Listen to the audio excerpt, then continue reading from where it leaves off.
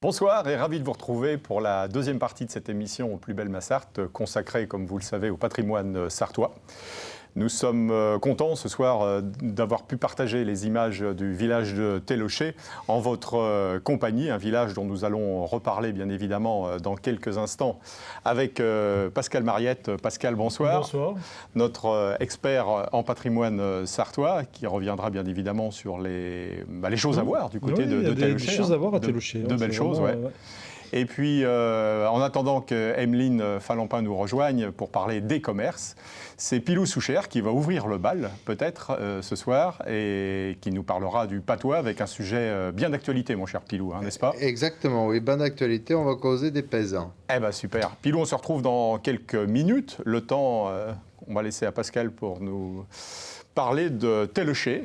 Oui. Et de ces monuments historiques. Alors, Télocher, oui, il y a un monument historique depuis peu, en fin de compte. C'est le troisième sujet, puisque vous allez trouver peut-être ça étonnant, mais le four à chaud, où il y a des animations, a été classé monument historique depuis 2019. Pardon.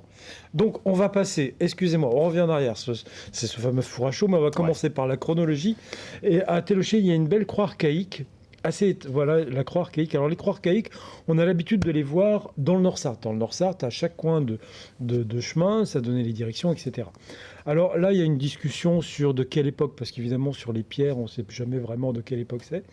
Alors, il y a comme une croix de Malte quand même. Alors, il y a des gens qui disent que c'est de l'époque carolingienne, du Moyen-Âge, etc. Mais ça peut être du Moyen-Âge sans problème, mais cette croix peut peut-être faire penser avec ces petits biseaux là aux croix de Malte, et ça...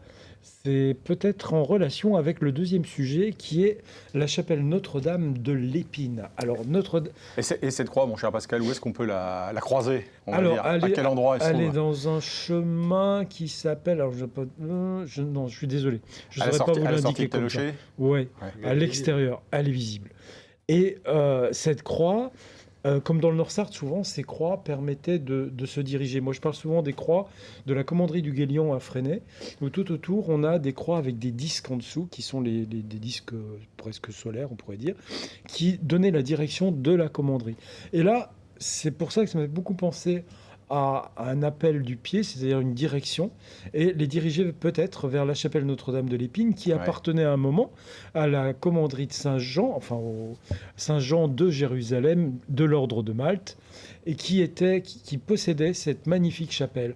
Alors cette chapelle, qui s'appelle Notre-Dame de l'Épine, pour plusieurs raisons, parce qu'en 1430, il y a une légende qui veut que le Christ s'est révélé pas très loin sur un buisson d'aubépine.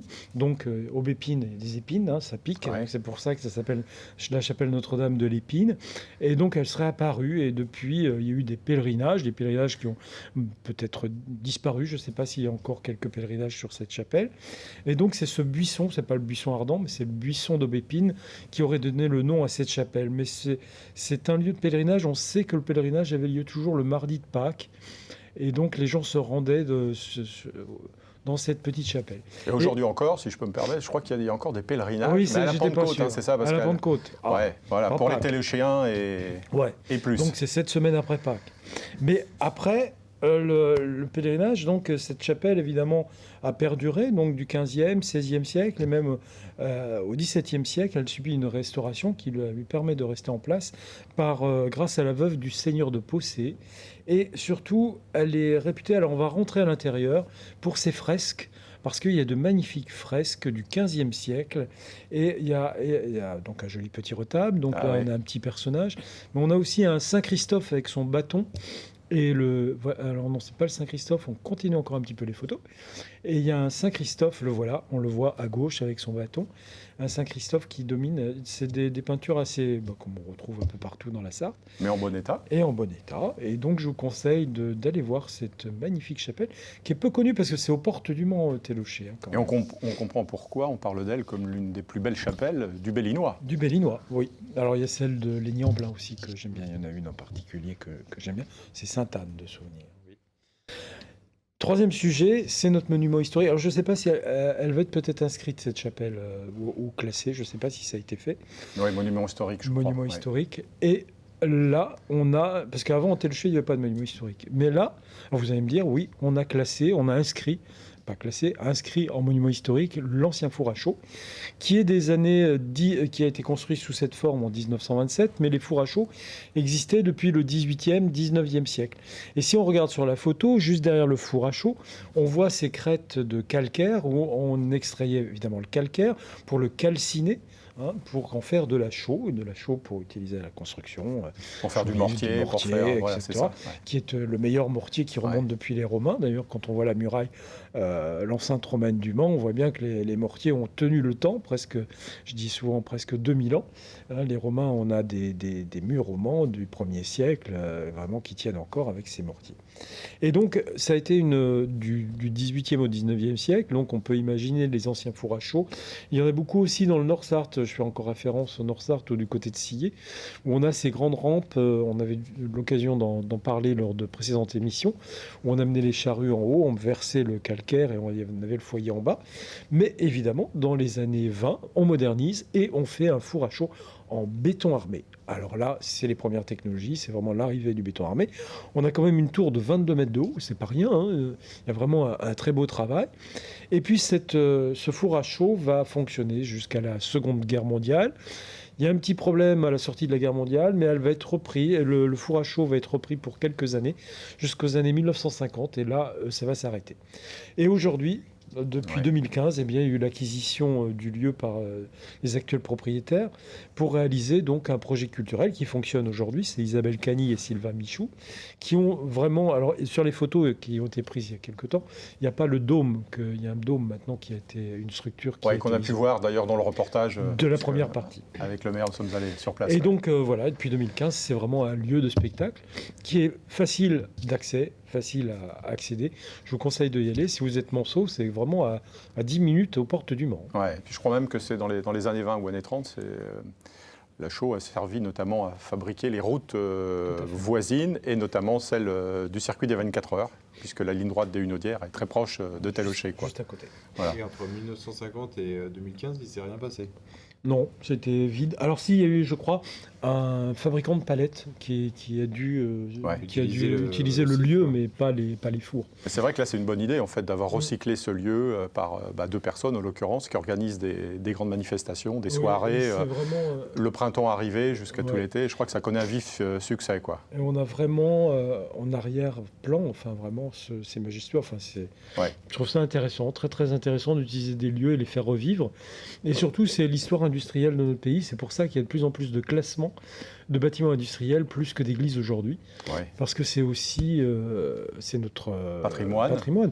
Et je pense aussi au Mans, à l'usine des Eaux, qui, je pense, risque d'être inscrite dans les mois à venir. L'usine des Eaux, qui est donc située au Sablon. Qui est située au Sablon et du début du 20e, 1904, je crois, ou 1900... Oui, autour de 1900. Vous avez parlé de la chaux, on aurait pu parler du chanvre aussi. C'était quelque chose de très important, je crois, à Téléchet, au siècle dernier. Voilà, et dans quelques semaines, nous parlerons aussi de Montbiseau, où il y a un bâtiment industriel qui est les fonderies d'Antoigné, qui aussi ont une inscription au monument historique. Oui, et d'ailleurs c'est un monument où il va se passer des choses d'ici au mois de mai, puisqu'ils vont réorganiser, réaménager le lieu pour qu'il soit encore plus beau à visiter. Et on compte sur l'équipe du président justement de Montbiseau pour redynamiser ça. Et c'est vrai que ce sont des gens qui se bougent beaucoup, là aussi pour refaire vivre la mémoire, on va dire, d'un lieu historique et qui restait dans son jus, quoi. C'est surtout ça le charme de... Le fond de vallée, là, enfin, il y a une carrière cassée, enfin, il y a cette paroi rocheuse juste derrière le site, ça donne encore plus de majesté, et je trouve qu'il faut y aller, il y a des gradins extérieurs, c'est vraiment très intéressant. Bon, super, merci Pascal. Soignez-vous bien, parce que au-delà d'avoir la voix enchiffronnée, on sent bien que vous êtes... Depuis ce matin, je me suis réveillé avec un... C'est la saison. Voilà. Merci pour ces explications. Mon cher Pilou, Téléchet, vous connaissez forcément. Pas forcément, oui, c'est pas loin de chez moi. En tant que Sartois bon teint. Ben voilà. Et ce soir, on l'a dit, vous avez un sujet qui est à 100% d'actualité, puisque vous allez nous parler du monde agricole. Exactement, des paysans. Plus particulièrement, des paysans. Donc, et à ce titre, alors qu'est-ce que vous nous avez préparé ? À ce titre, je voulais vous lire un petit poème qui a été écrit par René Langlais, un maître du patois de chez nous, appelé autrement Auguste Padois, puisqu'il a fait les berlauderies de Maître Padois. Il a sorti tout un tas de petits livrets comme ça, enfin une dizaine. En tout cas. Ça nous fait penser au cahier d'école. Exactement, avec les couleurs en plus, c'est ça, et puis il y a différentes couleurs. C'était imprimé grâce à la Gouline d'ailleurs également. Et donc il y a un formidable petit poème sur les paysans que j'ai trouvé dedans, donc je m'en vais vous le conter. Nous sommes tout oui. Alors, le titre c'est « Saquer les paysans de Noutmen ». Saquer les vieux paysans de Noutmen, de cette belle terre qu'est la mienne, rude et amoureux de leur terre, saquer les vieux paysans de Noutmen, causant patois d'une minotaine, mais toujours d'une sorte ben sincère. Les yeux en derda, pattes qui se démènent, moustache ben dru, belle comprenouère, saquer des fameux indigènes. Les yeux en derda, pattes qui se démènent, l'esprit toujours qui se promène, corps ben souvent pour nous récréer. Pense de quoi ou ben bois sans ceux sont leurs surnoms les plus courants, vu qu'ils y allant à la chante-pieux. Lance de quoi ou ben bois sans soi, saquer des sapéristis licheux, et aussi des gars ben mouvants. Mironnez les paysans de Noutmen, ils sont toujours si ben avenants. Ils font des knas à la douzaine. Mironnez les paysans de Noutmen, sans être pour ça des phénomènes, toujours faisant et toujours bastant. Bon, je veux dire qu'on a compris quelques mots. Quelques mots. Mon cher Pilou, est-ce que vous accepteriez de nous relire votre poème, on va dire, en langue française? En langue française Ça serait... Eh ben, j'ai préparé tout un tas de petits mots qui pourraient éventuellement bloquer. Ah, bah nous aiguiller à ce moment-là. Ouais, parce vous aiguiller, parce qu'après, rude et amoureux de leur terre. Tout le monde jusque-là, la bielle terre qui est la mienne, tout ça on comprend, les vieux paysans de Noutmen, tout ça qu'on comprend, mais il y avait quand même quelques petits mots dedans. Donc du coup, il y a quand même le premier qui s'appelle le yeux en derda. Les yeux en derda. Ouais, les yeux en derda. Je sais pas, les yeux révulsés, les yeux fatigués. Pas les fatigués, yeux... Non. Les yeux en derda, c'est les yeux affairés ou inquiets. Ah oui. D'accord. C'est pas mes yeux éclatés. Non, rien à voir. D'accord. Rien à voir. Donc c'est vraiment affairé ou inquiet. En derda. En derda. Les yeux en derda. Bon, alors ensuite, il y a la belle comprenouère. La belle comprenouère. C'est alors, affiché à l'écran. L'orthographe est affichée à l'écran. Voilà, c'est tellement plus joli, je trouve, en patois qu'en français. Alors la bouelle, est-ce que c'est la belle? Non. Oui. Comprenouère. Comprenouère, oui. C'est la tête. C'est la tête, c'est l'intelligence. Voilà. Une belle intelligence, c'est une belle comprenouère chez nous. D'accord. Comment on dit la tête en patois? C'est pas le tego ou... Non. Le tetio. Le tetio. Le tetio, ouais. Enfin, moi, en tout cas, on disait le tetio. Ok. Mais du coup, la belle comprenouère, c'est ce style-là qui comprend bien. C'est un intellectuel. Qui est esprité. Alors ensuite, on a la panse de quoi? La panse. Alors ça, c'est le ventre. La panse. La quoi, c'est le corbeau? Et la quoi, c'est corbeau. Donc le ventre de corbeau. Ouais. Tout à fait. Le ventre du corbeau. Donc la panse de quoi? C'est aussi une insulte. On justement, c'est pour ça qu'on le dit justement dans le poème. Panse de quoi ou bien bois sans soi, donc qui est le prochain. Donc bois sans ceux, pardon. Bois sans ceux, oui, ça c'est... Justement, je vous ai aidé. C'est le bois sans soif. Ouais. Parce que la panse de corbeau, vous faites allusion à quoi quand on vous dit ça? La panse de corbeau, c'est c'est une... La quoi, déjà, c'est l'animal qu'on n'aime pas trop voir par chez nous. Oui, les corbacs. Donc forcément, une quoi, où on dit aussi, on traite souvent avec une bernousée de quoi. Une bernousée de quoi, c'est le caca du corbeau, quoi. Okay. Donc le corbeau est souvent utilisé dans nos maigres insultes en sartois, parce qu'on n'en a pas des masses. Uniquement de cette manière-là. Ouais, quand même. Donc on l'utilise quand même, la quoi, souvent. On dit souvent quelle vieille quoi. Ouais, voilà. Quelle vieille quoi. Exact. Donc le corbeau, c'est pas l'animal le bien aimé en Sarthe, et donc je pense qu'on l'utilise dans ce sens-là. Alors ensuite, après le bois sans ceux, il y a la chante-pieux. Alors la chante-pieux, savez-vous ce que c'est que c'est là ou le chante-pieux? Là? Alors on dit de la chante-pieux. La chante-pieux? Ouais. ou champ de pieuvre. Et c'était comment dans le... Est-ce que vous pouvez nous rappeler dans la phrase dans laquelle il était inséré? Alors, pense de quoi ou bien bois sans ceux sont leurs surnoms les plus courants, vu qu'il y allant à la champ de pieux. Parce que champ de pieux, ça pourrait faire penser à champ de messe. Ouais, non, alors on dit aussi souvent la champ de pieure. Voilà. Je vous aiguille un peu. La chandeleur. Non. Non, moi je dis Non. ma langue au chat. En fait, alors la champ de pieux, ça c'est magnifique ce mot-là. Ouais. Parce que en fait, la champ de pieux, c'est le robinet qui se trouve au bout de la barrique. Ou de la buse. En sartois. Ouais. Et donc du coup, c'est ça qu'on appelle la champ de pieux. Donc en fait, du coup, ils vont au goulot de la barrique. Quoi. Ah, carrément. Ouais. Voilà. Et donc la champ de pieux, il est magnifique ce mot-là parce que du coup, ça définit le bruit de la barrique. C'est-à-dire que quand elle est pleine, elle chante quand on ouvre le robinet, et quand elle est presque terminée, elle pleure. D'accord. Et donc du coup, la champ de pieux. D'accord. C'est beau ça. Voilà, on essaiera de s'en rappeler. Voilà. Alors ensuite, on a mironné. Alors mironné, on l'utilise souvent quand même. Mironné, il mironne, non? Il regarde, non? Ouais, il regarde. Il minaude un peu, non? C'est un faux ami? Ouais. Espionner? Minauder, c'est vraiment faire son petit chat, quoi. Enfin, faire... Alors que là, mironner, c'est regarder avec intérêt, c'est espionner, c'est observer avec convoitise, même un petit peu. D'accord, ok. Alors ensuite, on a bastan. Ils sont bien bastants, nos paysans du Maine. Ah. Bon, j'oserais pas dire que ce sont des bâtons. Bastan, c'est un... c'est quelqu'un alerte et bien portant. Ah, bien portant dans bastan, le sens, d'accord. C'est quelqu'un qui tient en place, quoi. Ouais. Qui tient bien à table. Voilà, qui est un peu plus épais que moi, quoi. Faut pas qu'il en promette. C'est ça. Comme on dit. Il y a de l'assise. Il y a de l'assise, voilà. Il y a de la stabilité. Ouais. Alors ensuite, il y a mouvant. Ah, mouvant. Alors moi, ma grand-mère, elle utilisait le verbe mouver. Ça vient du verbe mouver. Bon, bouger, mais ça n'a rien à voir avec les sables mouvants. Si, il y a quand même... Bouger. Ah, d'accord, ok. Mouftédon. Mouftédon, ma grand-mère, elle disait mouftédon, et je pensais qu'elle parlait anglais. Bah oui, exactement. Mais oui, et donc c'est quelqu'un de remuant et d'actif, quelqu'un de mouvant.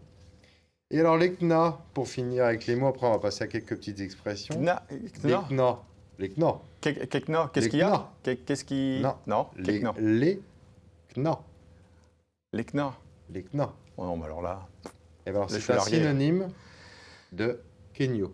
Ah, ok. Les kna. Les kenyo. Les kenyo. L'ensemble, enfin non. Les kna. Les enfants. Les enfants. Les enfants. Bah alors les kenyo, c'est quoi alors? Eh bien les enfants. Ah, comme les enfants alors. Les kna ou les kenyo, c'est la même... On dit les kenyo ou les kna. D'accord. Les kna, ça dépend, il y en a qui disent les kna. D'accord. La classe. Alors voilà, ensuite, deux, trois petites expressions. Allez, soyons fous. Allez, vite fait. Allez, on va les faire rapide. Alors, faut que je me move. Sans ça, je vais manicler. Bon, faut que je bouge. Sans ça... Ouais, faut que je remue. Sinon, je vais... M'enliser. M'affaiblir. Bon, d'accord. Voilà. Ce qui n'est pas le cas des paysans, bien sûr. Alors ensuite, ceux-là qui m'aiment, qui me suivent. Bah, ceux qui m'aiment me suivent. Bah voilà. Ouais, bon, bah là... Ok. Et alors, rien ne profite chez nous, ni les truffieux, ni les gorins. Alors les gorins, c'est les porcs, mais... Ouais. Alors, rien ne profite chez nous. Les truffieux, c'est tous ceux qui vont chercher les truffes. Non, c'est... Non. À propos de nez... Alors, oui. Rien ne pousse chez nous, déjà. Rien ne profite chez nous. Donc, rien ne pousse chez nous. Ni les pommes de terre, les truffes. Ah, ok. Fieux, c'est les pommes de terre. Ah, ok, d'accord. Ni les cochons. D'accord. Voilà. Et on termine par... alors non, il y en a encore une petite mettre. Bon, allez. Allez, faut point mettre la filasse auprès des tisons. Ça, ils vont pouvoir l'utiliser, ça, les paysans. Faut pas mettre la filasse auprès des tisons. Alors, le tison, c'est le feu. Ouais, c'est ça. Et puis la filasse... La filasse, c'est la paille, c'est les cordes. Ah, c'est les cordes. Oui, la filasse, d'accord. Oui, donc c'était proche. Donc voilà. Donc en fait, faut pas mettre la filasse près du feu. Du feu, bien sûr. Donc ça, bien sûr, c'est à utiliser. C'est un conseil de prudence pour... Ça fait mèche, je trouve. Voilà. Et une petite dernière, vite fait, parce que celle-là, je l'adore, c'est pas de pays sans paysans. Pas de pays sans paysans. Elle n'a rien à voir avec le patois, celle-là, mais je l'adore. Mais pas de pays sans paysans, parce que si vous inversez les syllabes de paysan, si vous les inversez, ça fait qu'on se retrouve sans pays. Donc voilà, on a bien intérêt de les garder, parce que sinon, on est sans pays. Eh ben voilà, vous avez commencé par l'agriculture et on finit par cette Cette phrase bien sentie, mon cher Pilou. Exactement. Merci de nous avoir éclairés, c'était de l'embarras de plaisir. Aidé à approfondir nos connaissances sur le patois sartois. Merci, on se retrouve bientôt, comme on retrouvera Evelyne Falampin bientôt pour nous parler des commerces sartois. On aurait pu aussi vous parler ce soir à Télocher de Véronique Rousseau, une ancienne championne d'Europe de judo, qui est également une spécialiste du sport. Merci Pascal Mariette d'avoir participé à cette émission consacrée, on l'a dit ce soir, à Télocher. Quant à nous, on se retrouve dans la troisième partie de l'émission avec Laurent Bousquet, un Télochien également, entraîneur international d'équitation. A tout de suite.